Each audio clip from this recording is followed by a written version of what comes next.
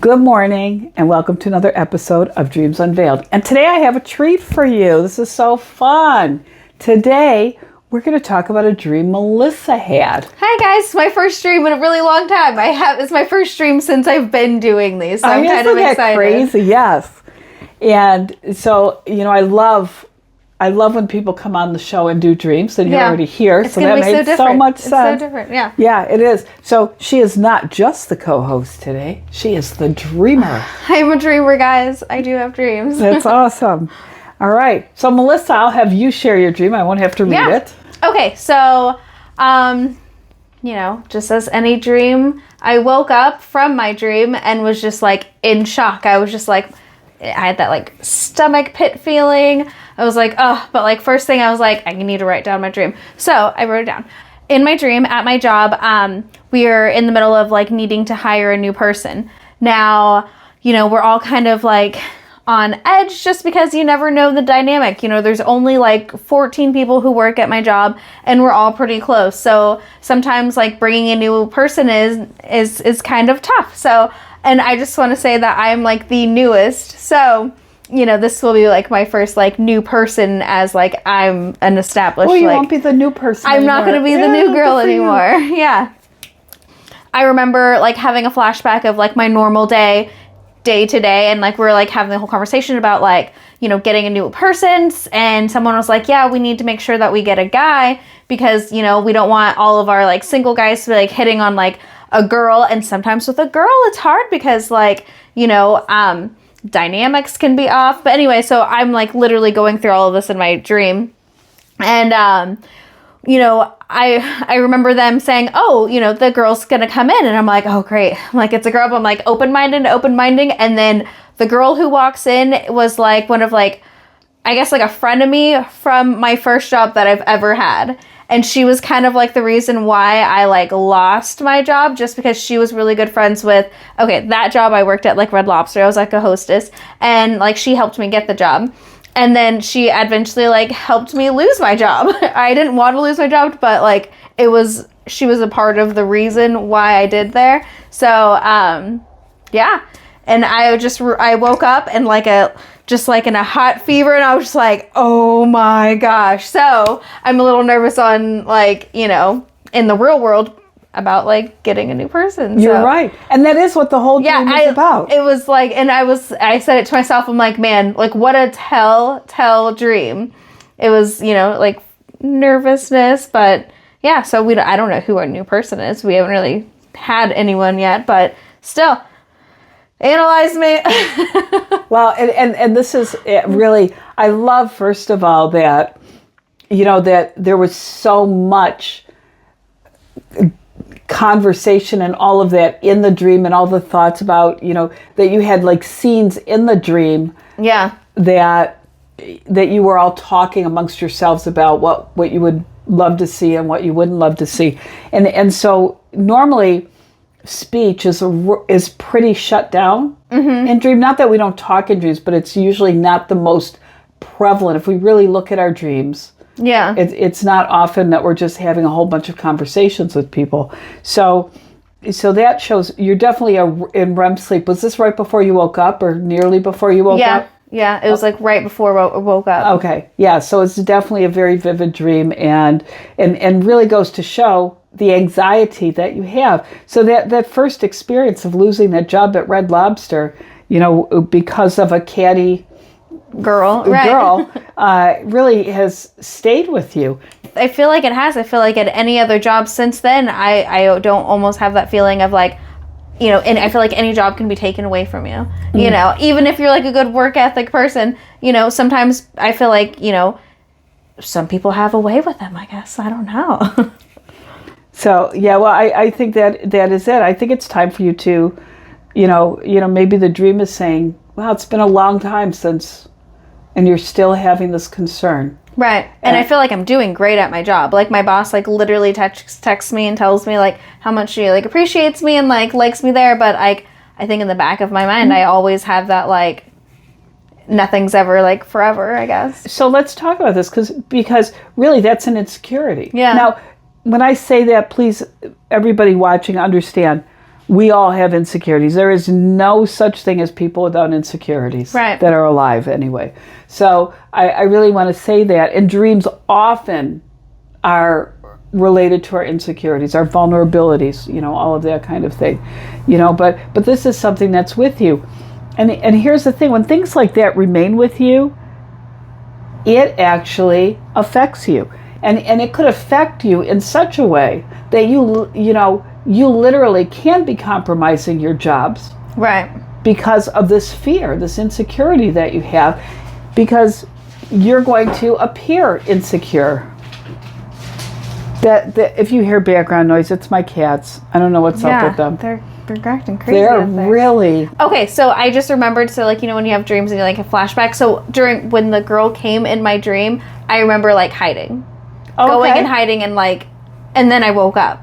But I feel like I'm non-confrontational. I'm really bad at confrontation, so I feel like that's definitely a big thing in it. So let me ask you this. You're bad at confrontation. Are you good at self-advocacy? Because they usually go together, and the answer may be not as much as you'd like to be. Yeah, maybe not. Yeah. I would like to say, I guess in different perspectives in my life, I'm good at self-advocating. Yeah, I think you are probably with your daughter, right? Yeah, with my daughter. For my job, I feel like I'm very confident in that. Confident in doing your job? In doing my job, but not having that security of having that job. Because even saying that is it's kind of hard. I always feel like I want to make sure I'm always doing the right thing. Always just anything that I do, I make sure I do it perfectly, So let's talk about a little bit about anxiety, because now we're talking about anxiety, right? Yeah. And perfectionism is a good indication of having anxiety. Now, saying this, people, this does not mean that she has an anxiety disorder, but if there's an area of your life that you have anxiety in, it's really worth examining. Mm-hmm. As a counselor, I actually refer to anxiety as mind cancer, because if it's not dealt with, it grows. And suddenly, 10 years down the road, you have a whole lot of other things you're anxious about that you weren't previously. So it's just something I want to say. And anxiety kind of grows out of insecurity. Mm-hmm. And the thing is, you are very, very secure in what you do. Right. Which makes me think, and I'm just, we don't have to make this, anything more. But it makes me think that there's a part of you that you're not secure with. Right. Okay. It makes I kind of want to know what it is, Dawn. Right. Pull it out of me. So we, and it is something to explore, that there is this part of you that is insecure, that is so non-confrontational, that is maybe passive because you're afraid to speak up for yourself. I feel that's kind of it. I feel like I don't like hurting other people. So even a confrontation, that's not something even big, is a big thing to me. Yeah, you don't want to impose on people. Right. And that's why, so perfectionism, and I want to say this about the anxiety, again, because it's kind of important. Anxiety isn't all bad, right? A lot of very successful people have anxiety, and it helps them to keep their T's crossed and their I's dotted and to be detail-oriented and thorough. But perfectionism, it's really hard to maintain that, right? Mm-hmm. It is really hard. It's exhausting. Yeah. And anxiety is very tiring because you have to really meet the demands to keep the anxiety from being part of your day-to-day life, right? Yeah. And like I said, people, not everything's a disorder, okay? We all go through this and have phases. These things. That's right. So I sometimes get really frustrated that everything now is a classified disorder. And as a counselor, I don't really agree with that all the time. I'm not a big fan of diagnoses unless having the diagnosis is really helpful to the individual. All right. But moving on, that this is, something for you to really explore, that came out like that and you're aware of that.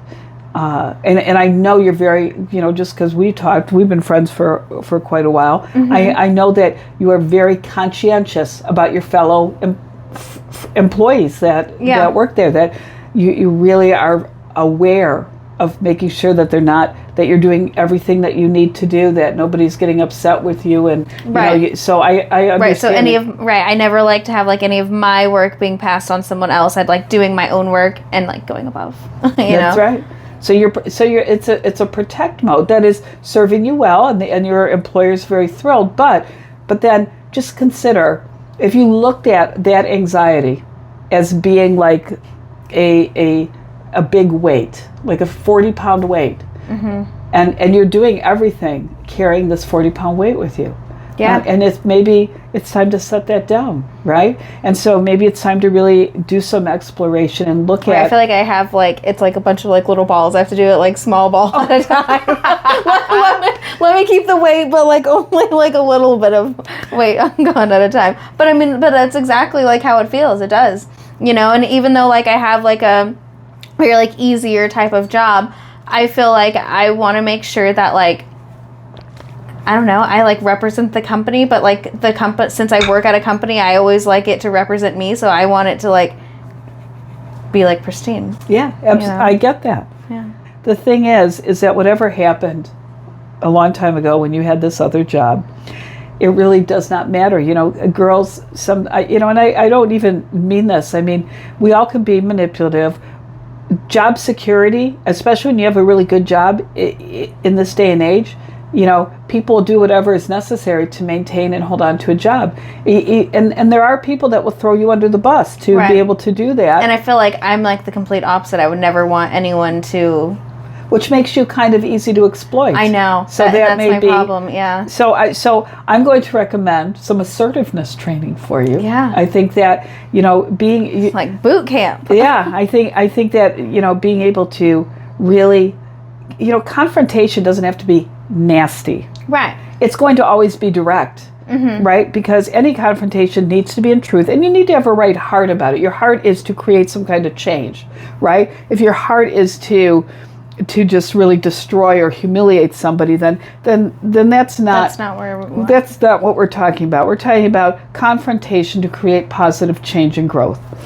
And that's really what it should be. I just liked that. Whoa, that like totally changed. Confrontation to produce positivity and growth. That's right. Wow. Well, that's really what it is, right? Right. I mean, have you ever confronted your daughter about a behavior that she had that was really unbecoming? Yeah, she's confrontational.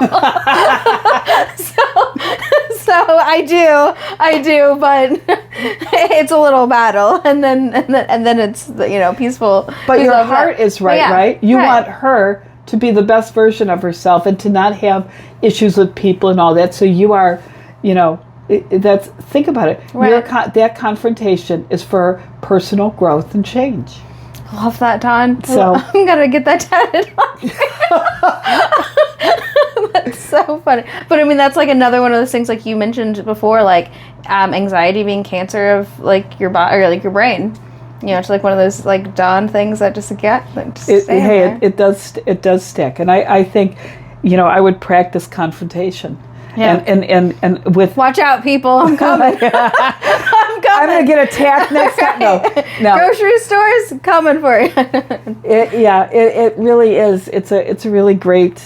It really is a great thing. And I think because we're moving, to a place where there's so much in this now. Yeah. But because we're moving to a place in our time where people are so busy trying to not feel bad feelings and be all about feelings and not be about behavior, then I think that is such a great disservice, because we do need to operate with honor and integrity. There are things we do need to be considerate of people, but nobody wants to have bad feelings, negative feelings, and that's part of life. If you do something wrong, you should have a bad feeling about it. Right. If you don't, I'm going to call you a sociopath. Right. So, I just really, I think that it makes it really harder. And I wrote a book, and that talks a lot about this kind of thing. So if anyone's interested in the book, you can purchase it off my website. You can purchase it off Amazon, but I don't really get anything for it, so it'd be really great if you purchase it on my website. It's called Change Your Mind and Change Your Life, and it talks about a lot of this kind of thing. And when we're so busy placating feelings, change does not happen, and people are less resilient and not the best versions of themselves. Yeah, maybe that's why people do push me over, because I'm overly cautious about other people's feelings. Yeah, it could. And I need to Confrontation. Well, and you don't need to, the thing is that, confrontation, like I said, when your heart's right about it and you really want to see change in somebody and I think that makes all the difference in the world. So I hope that was helpful. Yeah, it really was. It really was. This was not in any way rehearsed or anything. We really just did it on the fly. This is how our normal ones go before we do. I know. This is like our pre-plan. This is our pre-plan, yeah. That's awesome. You guys got like a inside scoop. That's right.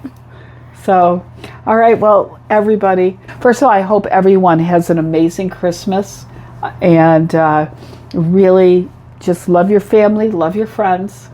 Have boundaries, but love your family, love your friends, love yourself, and don't forget the reason for the season. And we are very grateful that you are tuning in and joining us. And like, subscribe, and share. Yes. And watch all. You can watch them over and over as many times. And sweet dreams. Sweet dreams. And you had a sweet dream. I did. And that sweet dream is now going to result in change in your life. Yeah, I'm really excited. So I can't wait till someone gives me the wrong money and I'm going to be like, I wanted big bills.